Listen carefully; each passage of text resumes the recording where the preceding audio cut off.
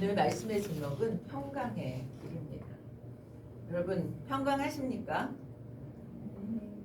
이 세상에 살면서 안식과 평안을 누리면서 살기가 참 쉽지 않은 것 같습니다.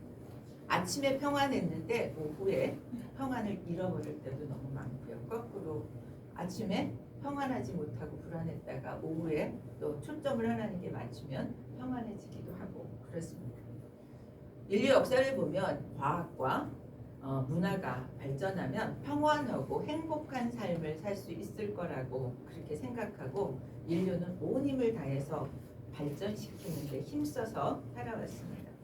그래서 과학과 문화가 발전하면서 세상은 편리한 세상이 되었고 편리하게 우리는 살아가고 있습니다. 그런데 우리가 져야 하는 짐은 더 무거워지지 않나 하는 생각이 들었습니다. 많은 사람들이 우울감에 빠지고 무력감에 빠져서 정말 행복과 더 멀어지고 있는 그런 사람들을 많이 보게 됩니다.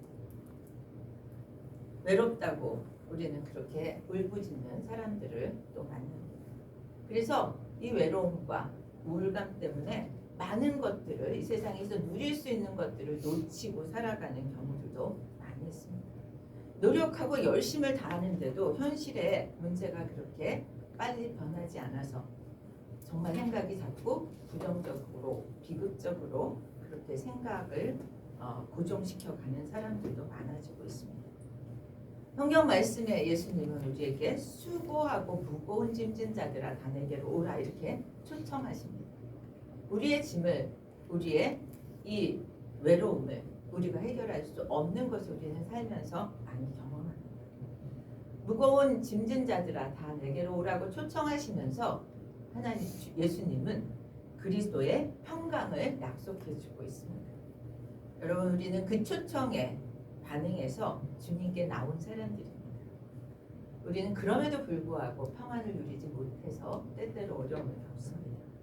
기도를 통해서 말씀의 순종을 통해서 하나님께서 주시는 평안을 누리게 되시기를 먼저 축복합니다. 우리의 마음의 평안과 안식을 세상에서 찾아서는 우리가 그것을 누릴 수 없는 것을 삶의 경험으로 알고 있습니다. 오직 하나님으로부터 진정한 평강을 얻을 수 있음을 믿으시기를 바랍니다. 예수 그리스도의 평강, 세상이 주지 않고 하나님이 주시는 그 평강이 모든 상황 속에서도 기뻐할 수 있다고 오늘 말씀하고 있습니다. 오늘 본문은 평강에 관한 권면의 말씀을 하고 있습니다. 빌립보 교회에 열심히 있었던 두 여성의 화해의 현실적인 문제부터 출발합니다. 누구라고 얘기해요? 유오디아와 순두개가 화해할 수 있도록 방법을 제시합니다. 공개적으로 두 여성도의 화해를 얘기하고 있다면 바울만 이 문제를 알았을까요? 모든 사람들이 유오디아와 순두개가 화목하지 못한 상태를 알았습니다. 저는 이 말씀을 보면서 어느 시대나 어떤 공동체에도 갈등은 있을 수 있고 갈등이 있는 게 어떻게 보면 정상처럼 보이기가 합니다. 사도 바울처럼 훌륭한 그런 사도가 시작한 교회였습니다. 그럼에도 불구하고 갈등을 해결하도록 화해하도록 권하고 있다는 것이 우리 삶에 화해하고 평강하기가 얼마나 어려운지 하는 것들을 생각해 보게 됩니다. 우리가 사는 가정, 교회, 직장에서의 갈등은 어떻게 보면 너무나 당연한지도 모르겠습니다. 근데 여러분 갈등이 있는 가운데서 평안을 누릴 수 있으십니까? 갈등과 불편함이 있는 가운데서 평강을 누릴 수 없습니다. 오늘 바울은 어떻게 평강을 누려야 하는지에 대해서 말씀해 주고 있습니다. 먼저 빌립보 교회는 자주장사 루디아가 자기 집을 내놓아서 시작된 교회입니다. 그리고 교회에 열심을 다했던 유오디아와 순두개가 자꾸 충돌을 하고 있습니다. 여러분 충돌이 있는 이 두 사람만 힘들었을까요? 이 두 사람은 물론 너무 힘들었을 것입니다. 그러나 그 주변에 있었던 그 공동체에 있었던 모든 사람이 이 두 사람의 갈등 때문에 많이 힘들었을 것입니다. 오늘날에 공동체, 그것이 교회가 되든 가정이 되든 하나가 되지 못할 때에는 평화가 있을 수 없다는 거죠. 갈등 속에서도 평안할 수 있다. 이거는 뭐예요? 정서적으로 문제가 있습니다. 보통 사람은 뭐예요? 갈등이 있으면 평안을 누리지 못합니다. 그래서 2절에서 바울은 같은 마음을 품으라 이렇게 얘기해요. 한 마음 같은 마음을 가져야 평안을 누릴 수 있다라고 하는 얘기를 하고 있습니다. 주님을 믿는 사람들입니다. 우리는. 그렇죠? 우리는 주님을 믿는 사람들이에요. 주님을 믿는 사람들이라고 하는 것은 주님을 초점으로 해서는 하나가 될 수 있다는 말씀인 줄 믿습니다. 우리는 왜 하나가 되고 갈등을 일으킵니까? 나는 맞고 저쪽은 틀리다. 다른 것들에 대해서 맞추려고 하는 생각이 별로 없기 때문이죠. 자기 생각이 다 옳다라고 생각하기 때문에 상대방이 나한테 맞추라고 요구하면 우리는 평생 하나가 될 수 없는 것을 경험하면서 살아갑니다. 바울이 하나 되라고 하는 권면을 어떻게 현실에서 우리는 실현해 나갈 수 있을 것인가? 상대방과 내가 분명히 다른 생각을 가지고 있고 다른 마음인데 어떻게 바울은 하나 되라고 얘기할까? 제가 아까 말씀드렸죠. 우리는 주님을 믿는 사람입니다. 우리가 그리스도인이라고 하는 정체성을 가지고 공통 분모를 찾아야 합니다. 그리스도인이 가질 수 있는 공통 분모에서 우리는 그 하나됨의 실마리를 풀어야 할 줄 믿습니다. 그것이 주님의 마음입니다. 주님의 마음. 만약에 우리가 주님의 마음을 갖는 것에 동의하지 않는다면 우리는 그리스도인이 아닙니다. 우리가 그리스도인이라면 우리의 마음이 주님의 마음으로 채워지고 주님의 마음을 따라가고 싶은 마음이 있을 것입니다. 그렇죠? 아멘 아닙니까? 네, 주님의 마음이 그것이 우리의 공통 분모입니다. 유대인과 이방인 사이에 그 막힌 담을 예수 그리스도의 십자가로 헐어서 하나 되게 하였습니다. 그래서 같은 교회를 섬기게 되었죠. 우리는 주님의 마음을 알고 그것을 믿고 그리스도인이 된 하나 된 사람들입니다. 주 안에서 같은 마음을 품으라고 그래서 바울은 얘기합니다. 주님의 마음은 우리 빌립보서 2장에 나와 있습니다. 우리 몇 주 전에 했습니다. 주님의 마음은 종의 마음이고 하나님께 복종하는 내 생각과 다르지만 하나님의 생각이 이렇다면 이렇게 따라가기로 결정하는 마음이 주님의 마음입니다. 희생적으로 사랑하고자 하는 마음, 이것이 주님의 마음입니다. 그럼에도 불구하고 주님의 마음을 아는 것과 주님의 마음을 갖는 것은 다릅니다. 주님의 아는 것과 주님의 알려주시는 그대로 사는 것은 다릅니다. 우리가 주님의 마음을 잠시 가질 수 있는데 계속해서 가지지 못한다면 우리는 같은 마음을 갖기가 어렵습니다. 우리가 주님의 마음을 계속해서 품기를 축복합니다. 그래서 다른 사람들과 같은 마음이 되어지는 그런 은혜가 있기를 축복합니다. 주님의 마음을 품으면 주님의 모습을 닮아갑니다. 우리가 주님의 마음으로 같은 마음을 품을 때 우리는 평강을 누리게 되는 줄 믿습니다. 또 주님의 마음이 우리 안에 부어질 때 우리는 주님이 맡기신 일들을 기쁘게 감당할 수 있습니다. 우리 3절 말씀 같이 한번 보겠습니다. 3절에 뭐라고 되어 있습니까? 우리 한번 같이 읽겠습니다. 또 참으로 나와 멍에를 같이 한 네게 구하노니 복음에 나와 함께 힘써 저 여인들을 돕고 또한 글레멘드와 나 외에 나의 동역자들을 도우라. 그 이름들이 생명책에 있느니라. 저는 여기서 참으로 나와 멍에를 같이 한 네게 구하노니 바울은 혼자 일하지 않았다는 거예요. 바울은 누군가와 함께 일했다. 멍에를 같이 한다라는 말은 뭐냐면 우리 PPT 좀 넘겨주실래요?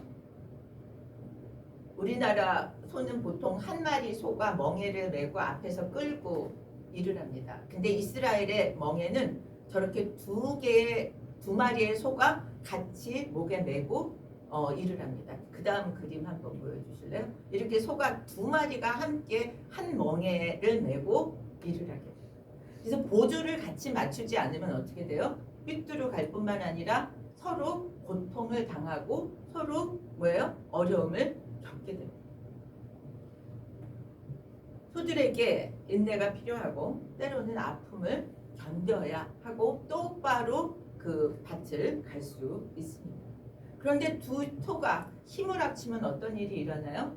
각자가 할 수 있는 것의 플러스가 아니라 그보다 훨씬 더 큰 힘을 가지고 일할 수 있다는 것입니다. 이것이 멍에를 같이 한다라는 뜻이에요. 같이 멍에를 쥐고 같은 보조를 맞추고 나아갈 때 큰 힘을 내서 시너지를 낼 수 있다라고 하는 얘기를 하고 있습니다. 그런 멍에를 함께 쥐고자 하는 동역자들이 있는 그런 공동체가 되기를 지금 사도 바울은 권하고 있습니다.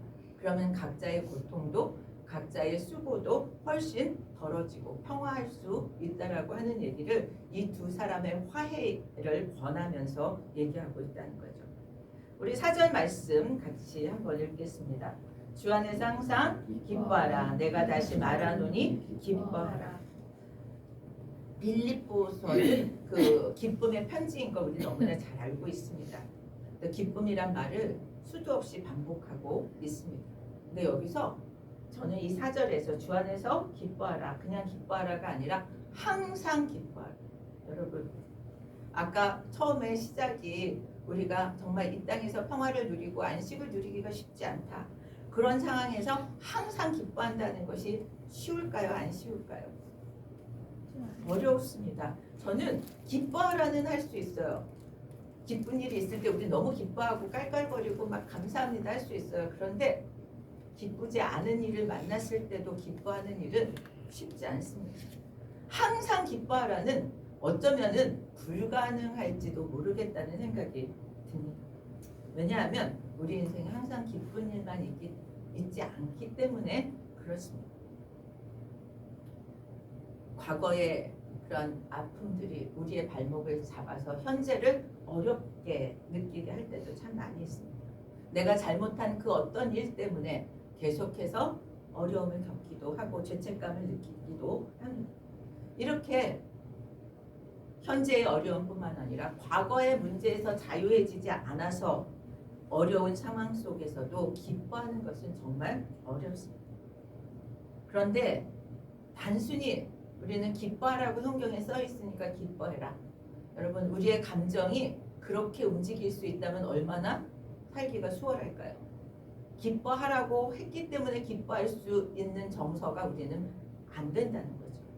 그런데 바울의 삶을 보면 바울은 어땠습니까? 수많은 역경도 있었습니다. 고난도 있었습니다. 우리가 보면 감당할 수 없는 상황들을 만나는데 기쁘다라고 얘기해요. 구체적으로 빌립보 교회를 자기가 세웠는데 빌립보 교회의 성도들이 싸우는 문제를 보는 바울의 마음이 어떻겠습니까? 또 율법주의자들은 자꾸 교인들을 유혹해서 율법으로 돌아가게 만드는 그런 유혹도 있었습니다. 심지어 자신은 뭐예요? 감옥에 갇혀 있기도 했습니다. 그런데도 바울은 기뻐하고 있습니다. 그러면서 어려움에도 우리도 기뻐하라고 얘기합니다. 바울은 어떻게 해서 그러면 기뻐할 수 있었을까요? 우리 같이 살펴보기를 원합니다. 여러분, 성경책의 11절 12절을 보면 내가 궁핍함으로 말하는 것이 아니니라 어떠한 형편에든지 나는 자족하기를 배웠느니 비천에 처할 줄도 알고 풍부에 처할 줄도 알아 모든 일 배부름과 배고픔과 풍부와 궁핍에도 처할 줄 아는 일체의 비결을 배웠느니라. 사도 바울은 자족하는 삶을 알았습니다. 그래서 비천에도 배부름에도 풍성한 생명의 그런 비법을 배웠기 때문에 어려울 때도 기뻐할 수 있었고 풍부할 때도 기뻐할 수 있었다고 얘기합니다. 우리는 기뻐하는 거의 이유를 하나님 때문에 사도 바울처럼 그리스도 안에 있기 때문에 그리스도와 연합해서 구원을 받았기 때문에 죄와 사망에서 해방되었기 때문에 항상 기뻐할 수 있음을 믿으시길 축복합니다. 그리고 하나님이 함께 하시기 때문에 고난을 이겨내고 참된 기쁨을 누릴 수 있다라고 하는 것을 믿으시기를 축복합니다.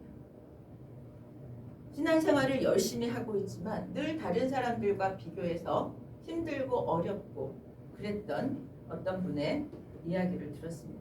그래서 정말 예수는 믿었지만 평안을 누릴 수가 없었습니다 라고 고백했습니다. 저는 참 열심히였고 열심히 그 신앙생활을 했기 때문에 그런 갈등이 별로 없을 거라고 생각했습니다. 그런데 본인이 자신의 문제를 분석했습니다. 뭐라고 얘기하냐면 나는 자족할 줄을 몰랐습니다. 그래서 늘 비교하느라고 일평생이 힘들었습니다. 심지어 예수를 믿고 달라졌다고 함에도 불구하고 자기의 궁핍함이, 자기의 부족함이 자기를 때때로 절제를 넘어서는 일들을 하게 했었다. 근데 이제는 여기서 끊어지고 변화를 받고 싶다. 그런 고백을 하였습니다. 우리가 자족하는 것, 내 형편에 맞게 이것이 나의 최선이고 하나님이 이 상황을 내가 잘 감당할 때 그 이후에 베풀어 주실 은혜를 믿는 믿음이 우리에게 얼마나 중요한지 그러면 우리는 기뻐할 수 있고 감사할 수 있겠다라고 하는 것이 사도 바울의 이야기고 우리의 삶을 통해서 경험하는 것인 줄 믿습니다. 그래서 그분하고 같이 기도했습니다. 기도하면서 자족하는 삶을 훈련합시다.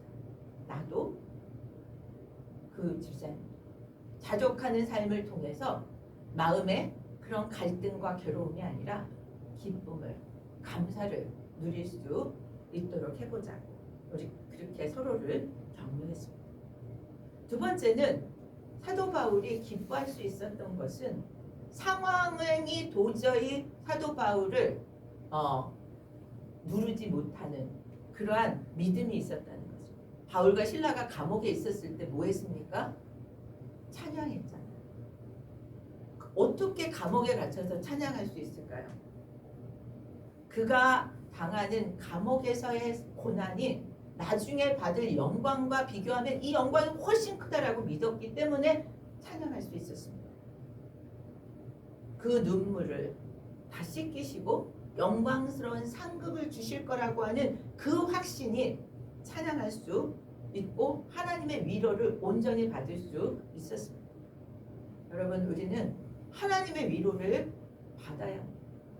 사람의 위로 그것도 힘이 되지만 하나님의 위로하시고 하나님의 정말 기쁨 가운데 나아갈 때 하나님의 예비하신 상급이 있다라고 하는 믿음 그것은 그 내적으로 충만한 바울의 믿음이 있었다는 거죠.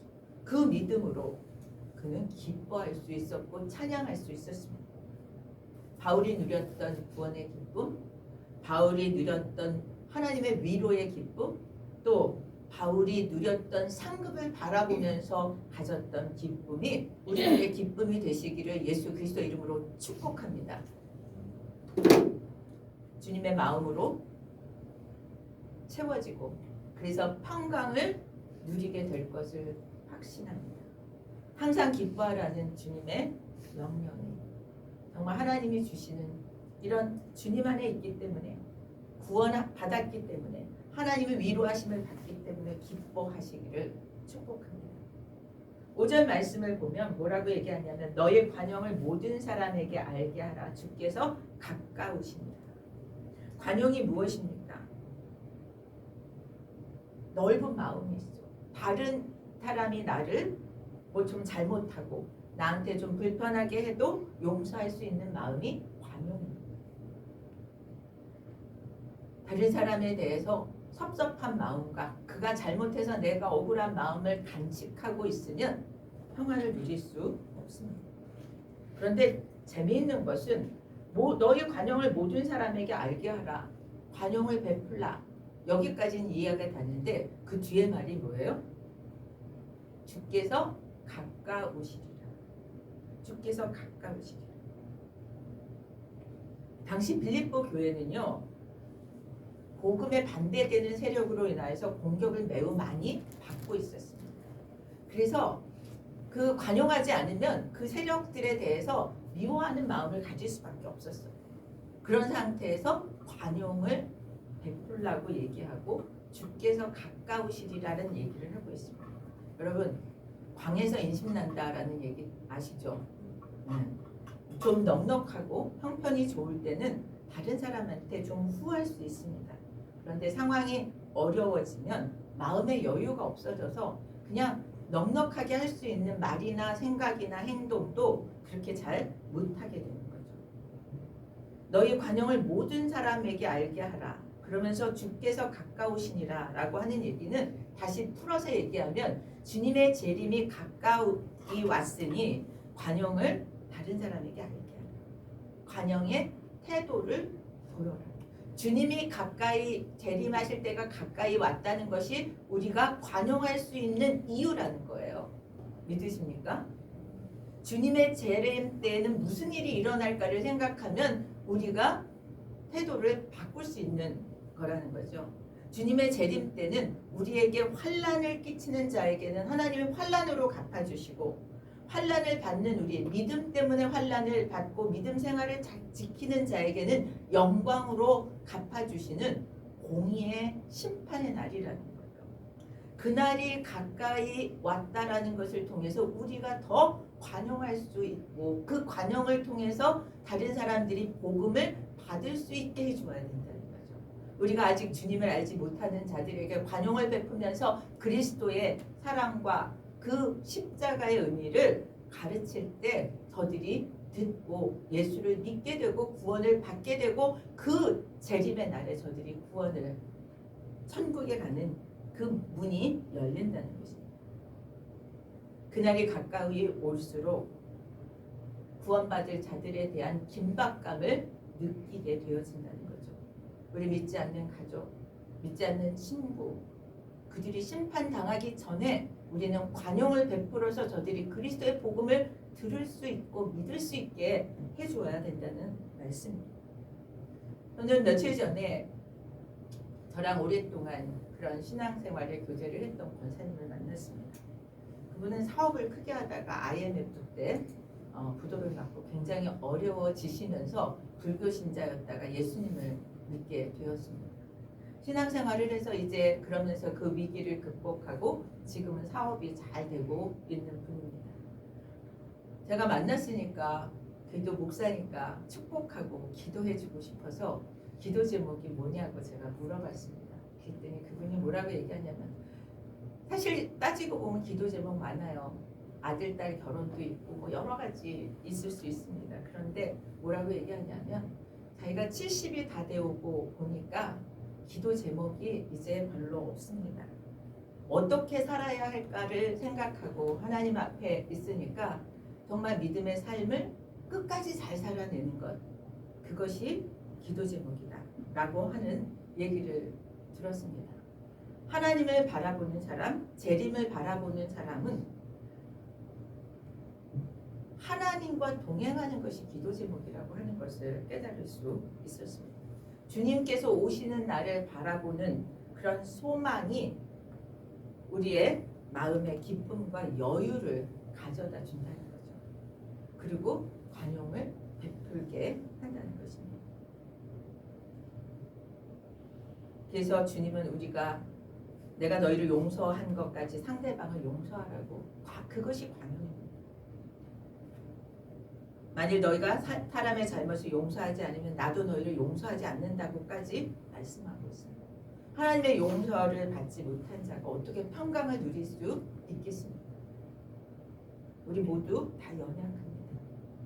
그래서 우리는 우리 자신에게도 또 다른 사람에게도 용서와 관용을 베풀어야 한다라는 이야기를 하고 있습니다. 에베소서 4장 32절에 서로 친절하게 하며 불쌍히 여기며 서로 용서하기를 하나님이 그리스도 안에서 너희를 용서하심과 같이 하라, 이렇게 말씀하고 있습니다. 용서하라고 말씀하시고 관용하라고 말씀하시면서 이 빌립보 교회가 어려움을 겪는 최악의 어려움의 상황에 있으면서 그 빌립보 교회 성도들에게 한 말씀이 6절 7절입니다. 6절 7절에 아무것도 염려하지 말고 다만 모든 기도와 간구로 너희 구할 것을 감사함으로 하나님께 아뢰라 이렇게 얘기합니다. 바울이 처한 상황은 최악인데 그 최악에서 아무것도 염려하지 말고라고 얘기하고 있어요. 우리 이해가 됩니까? 바울은 감옥에 갇혀 있는 상태거든요. 그리고 빌립보 교회는 핍박을 받고 있었고 안에는 이렇게 갈등을 빚고 있는 상황이었어요. 목회자로서 이보다 더 어려울 수 없었을 거라고 생각되었습니다. 그런데 바울은 아무것도 염려하지 말라고. 아무것도 염려의 대상이 될 수 없다라는 말씀입니다. 염려는 자신이 통제할 수 없고 해결할 수 없는 일을 뭐예요? 근심하는 거예요. 그것이 염려라고 얘기합니다. 그래서 바울은 염려는 필요치 않다. 염려하지 말라라고 얘기하는 거죠. 염려를 한다고 해서 문제가 사라지지 않기 때문입니다. 이건 통계입니다. 인간이 하는 걱정의 40%는 일어나지 않을 일을 걱정합니다. 30%는 돌이킬 수 없는 과거의 결정에 대해서 걱정하는 거예요. 12%는 질병에 걸리지 않을까 하는 염려라는 것입니다. 10%는 장성한 친구들과 친구들에 대해서, 자녀들과 친구들에 대해서 걱정합니다. 진짜 현실적으로 자기가 걱정해야 될 것은 8%뿐이라고 합니다. 나머지 92%는 필요치 않은 것을 너무 많이 생각한다는 거죠. 우리가 염려하지 않아도 되는 이유는 이렇게 염려가 8%밖에 되지 않을 뿐만 아니라 하나님이 염려보다 더 커서 그 염려를 맡아주실 수 있는 분이기 때문이라는 것입니다. 오스왈드 챔버스라고 하는 분이 한 말입니다. 염려하는 것은 하나님의 돌보심에 대한 신뢰의 결핍을 드러내는 것이며 그분에 대한 무의식적인 모욕이다. 여러분, 우리가 하나님이 우리를 돌보실 거라고 하는 거에 대한 믿음을 가지셔서 하나님이 우리 때문에 모욕감을 느끼지 않게 해드려야 될 것 같습니다. 염려는 하나님만 바라보지 않고 둘 이상을 동시에 생각하는 것이 염려라고 해요. 그래서 저는 염려가 둘 이상이 되어질 때 하나의 생각을 없애고 하나로 집중하게 하는 것, 하나님에 대한 생각이 다른 생각을 압도하게 만드는 시간이 정말 염려가 찾아올 때라는 생각을 하게 됩니다. 우리가 염려가 찾아와서 이 생각 저 생각이 복잡할 때 하나님에 대한 신뢰를 선포하고 그 신뢰가 우리의 마음을 다 차지할 수 있게 될 때 우리는 평강을 누리게 될 줄 믿습니다. 마태복음에 우리가 잘 아는 말씀입니다. 염려하여 이르기를 무엇을 먹을까 무엇을 입을까 무엇을 마실까 염려하지 말라. 이것은 다 이방인들이 구하는 것이라. 하늘 아버지께서 이 모든 것이 너희에게 있어야 할 줄을 아십니다. 우리에게 이 믿음이 있기를 축복합니다. 어린 아이들은 염려하지 않고 신나게 뛰어놉니다. 왜? 엄마 아빠가 자기를 책임져 줄 것을 믿기 때문이죠. 시편 37편 5절에 너희 길을 여호와께 맡기라. 그를 의지하면 그가 이루신다라고 합니다. 시편 55편 22절에는 내 짐을 여호와께 맡기라. 너의 길을 여호와께 맡기라. 내 짐을 여호와께 맡기라. 여러분, 잠언 13장 6절에서는 너의 행사를 여호와께 맡기라. 이러면 다 맡기는 거죠. 너의 길을 맡기고 너의 짐을 맡기고 너가 행하는 일을 맡기면 하나님이 그 이후에는 책임져 주신다는 말씀을 하고 있습니다. 여러분, JC 펜이라고 하는 백화점을 아십니까? 미국의 중저가 백화점이에요. 우리 그 아이들 키우면서 많이 갔던 그런 백화점입니다. 그 백화점의 오너 경영자였던 펜이가 어느 날 사업에 투자를 했는데 재정난으로 어려움을 겪게 되었습니다. 그래서 큰 병이 나서 격리 병동에 수용되었습니다. 그가 낭망하고 좌절하고 있을 때 어디서 멀리서 찬양 소리가 들렸습니다. 너 근심 걱정 말아라. 아까 우리가 불렀던 찬양입니다. 그 찬송 소리를 듣고 그 찬송 소리가 나는데 갔습니다. 갔더니 사람들이 함께 모여서 기도회를 하고 있었습니다. 근데 그 시간에 기도도 할 수 없었던 자신이 하나님께 기도했습니다. 하나님, 나는 아무것도 할 수 없습니다. 나를 좀 도와주십시오. 단지 기도는 기도의 내용이 그거였습니다. 그런데 그때 자신이 캄캄한 어두운 공간에서 빛 가운데로 옮겨지는 그런 느낌을 받았다. 그리고 마음에 무거운 짐이 가벼워져서 그 방을 나올 때는 가볍게 나올 수 있었다고 고백하고 있습니다. 그가 얘기를 하기를 나는 마비된 심령으로 풀이 죽어서 들어갔는데 나올 때는 해방되어서 기쁜 마음으로 나올 수 있었다고 얘기합니다. 기도는 이런 것입니다. 네가 기도했으니까 이대로 이렇게 돼 하실 수도 있습니다. 그런데 우리가 해결할 수 없는 근심, 걱정, 염려를 주님 앞에서 해결하실 수 있다고 믿고 알고 그리고 가볍게 나올 수 있는 것이 기도입니다. 하나님이 평강으로 응답하시는 것을 믿으시기 바랍니다. 평강을 주시는 것은요, 실제의 그 어떤 기도 응답보다 더 귀한 것입니다. 어떤 사안에 기도하고 응답받는 것은 또 기도 제목이 생기면 어떻게 돼요? 또 평강을 잃어버립니다. 또 그냥 그 문제에 매달리게 되어집니다. 하나님이 주시는 평강, 신뢰를 가지면 그 상황 속에서도 하나님을 신뢰하고 평안을 누릴 수 있게 되어집니다. 우리의 기도의 차원을 높이시기를 축복합니다. 우리의 필요하면 급급한 기도를 넘어설 수 있기를 예수 그리스도 이름으로 축복합니다. 참된 기도는 우리가 그리스도 안에 있음을 확신하는 기도입니다. 그리스도의 평강이 우리를 주장하게 하는 기도입니다. 나보다 나를 더 잘 아시는 하나님께서 더 좋은 것으로 주실 것을 확신하는 자리가 기도의 자리여야 하는 줄 믿습니다. 그래서 우리의 온갖 구하는 것이나 생각하는 것에 넘치도록 능히 하실 분이 하나님이심을 신뢰하고 그 하나님 앞에 다 내어놓고 평강의 삶을 누리시게 되기를 예수 그리스도의 이름으로 축원합니다. 우리 다 함께 일어나서 410장 찬양하겠습니다.